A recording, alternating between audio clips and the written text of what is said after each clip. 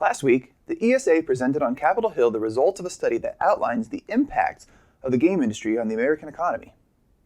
The trade organization, which is responsible for E3 and the ESRB ratings, sent Eric Huey to drive the conversation. Look at that suit. Only the game industry can pull a suit off like that.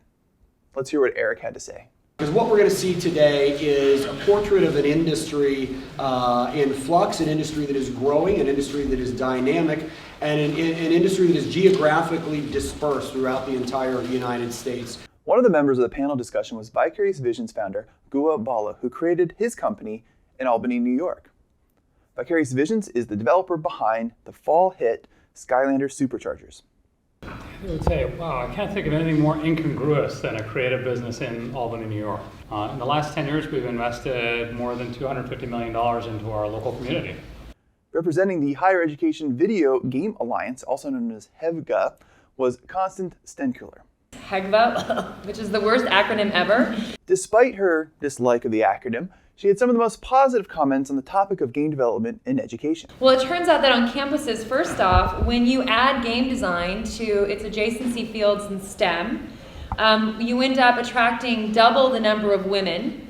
In some ways, it's not surprising, right? You're adding creative arts to computer game development, to dev, to computer science.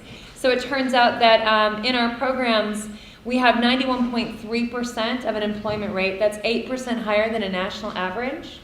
Our salaries tend to be $76,000. That's $24,000 higher than the national average.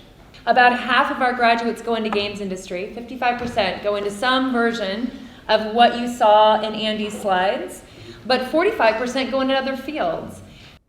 Another speaker was Andy Phelps, the founder of RIT's game development program, who explained that there were only 8 game development schools in 2001, and today there are over 406. But let's finish up with the man in the wonderful suit.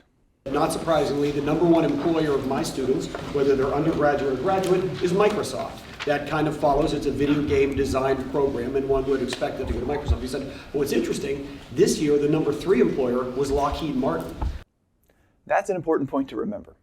By learning how to make games, you learn a lot more. If you're a student, please share this news with your teacher. If you're a teacher, please share this news with your administrator. You can find the full clip below. In other news, it's Monday morning, so I have to get to work.